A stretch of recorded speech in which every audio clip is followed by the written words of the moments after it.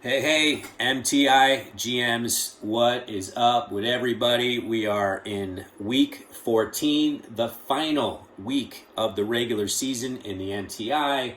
Wow, what a season. I can't believe the final week is here. We're on the heels of the playoffs starting next week, week 15. Lots of storylines throughout the season.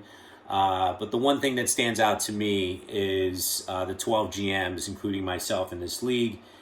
The diligence, the roster construction, the play like a champion attitude that everybody has shown throughout the season, and not quiet quitting, giving everything they have, waivers, pickups, trades, you name it. You spent fab money. You did everything you could to position yourself to make the playoffs. And for that, I appreciate it. Your league mates appreciate it, and it makes for an awesome season. But it's not over. So week 14, there's still some work to do. It is the final week of the regular season, but again, everybody, continue to put your rosters in for week 14. Play to the end. Don't quiet quit. Play right to the end. You made it this far. There's still some things to be decided. However, unfortunately, I have to report that there will be 4 teams that will not make the playoffs this season in the MTI. As you know, the top 8 make it. Out of those 4 teams that will not make it, we already have 3 that have been decided. And I can confirm that it's the Harding Avenue Dashons, the Tiger Kings, and Bills Mafia. All 3 teams played hard all season long. Moves, again, trades, tinkering with the roster, injuries, overcoming injuries, and in Bill's Mafia case, just probably players underperforming. If you were to tell me at the start of the season where Bill's Mafia would finish, given the lineup that he was given coming into the league, I thought he would have been somewhere, the mid to upper tier. But players just underperforming. Tiger Kings, injuries up and down the roster. Probably my advice would be don't draft San Francisco 49ers anymore. They gave the Mitchells fits all year long, and then Garoppolo, when he had an opportunity, got hurt and got the Mitchells 0 points this week, I believe. So provided no help. He could have made it interesting going into week 14 for a playoff spot, but it's not to be. And Harding Avenue.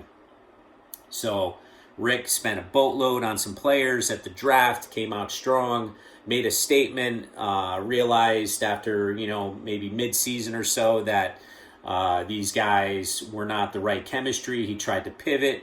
And while it didn't take effect immediately, those pivots, I believe he's on his way with the right chemistry on that team.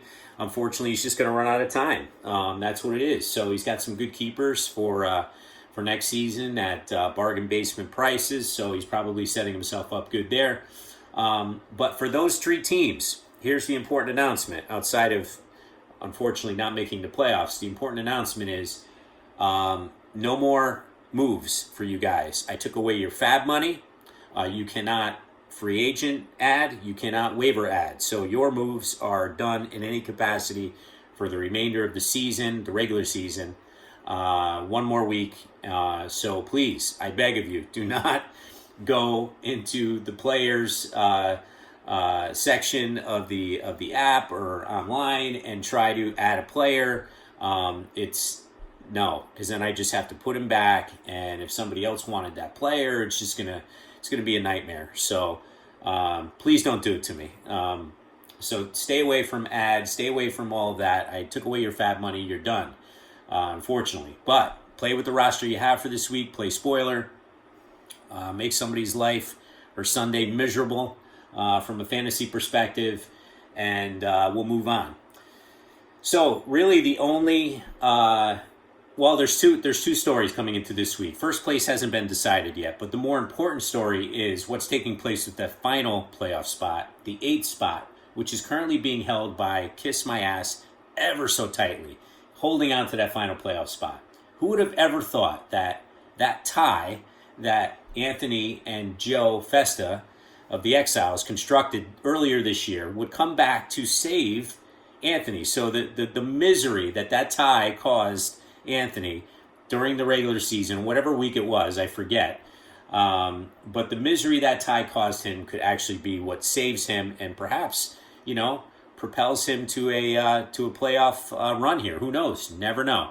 So, but it looks like unless Hot Balls has something to say about it, as long as Anthony takes care of business this week in his game or his matchup against the Harding Avenue Dachshunds, it's a dead issue. Anthony locks up the final eighth, the final playoff spot, the eighth spot. He can go no higher, but he could go lower. Hot Balls with a victory over Bills Mafia. So there you go, Greg. You could have impact this week and make Connor's life out in Tampa, despite the surroundings and the sunshine and the hot women, you could make his Sunday miserable if you were to take him out this week. Because with a victory, Hot Balls, and a kiss my ass loss, it would be kiss you goodbye, Anthony, out of the playoffs into the ninth spot, Hot Balls into the eighth spot, and a playoff position into week 15. So that's the drama for this week. The other is the first place spot right now currently being held by Triple X. Pretty much almost wire to wire here for Triple X. I know last week he stumbled a little bit, and I think Rich may have taken over the first place spot for a week. He just kind of kept it warm for Mark. Mark back in it again this week. But it could go a few different ways here. I don't think, let's see. There is a scenario where Rich could finish in first. If he beats me and Triple X loses, Rich could finish in first.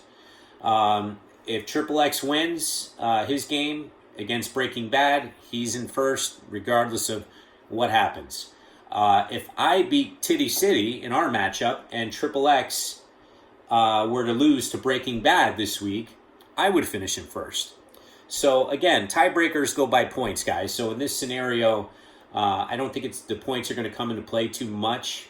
I think it's just record, if I'm looking at it correctly. But again, points could play out in other areas of the 1 through 7. I'm sorry, the 5 through 7 positions. Super Trooper 7 and 6, Mean Machine 7 and 6, Festa, the Exile 6 and 6 and 1. So if they were all to be tied with a 7 and 6 record, maybe Exiles jumps Mean Machine into the 6th spot. Mean Machine goes to 7. All depends on the results of the games as well, and if the records were tied.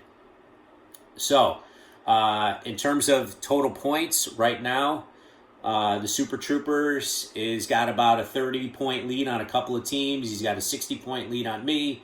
So he looks, all right. I mean, it's not a definite, but if he has an average week, I think Super Troopers will hold on for the money of the $50, I believe, for the top score. If Mark Preet holds on to the divisional lead or the conference lead and finishes in first for the regular season, he will receive $100.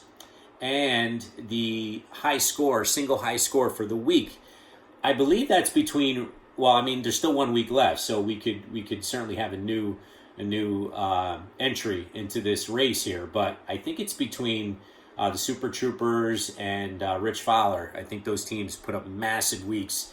I have to see. I think maybe Rich has that. I got to check though, but that's worth $50 as well. So a few things on the line this week. Guys, do not stop playing, especially the 10, 11, and 12 teams. Please do not stop playing.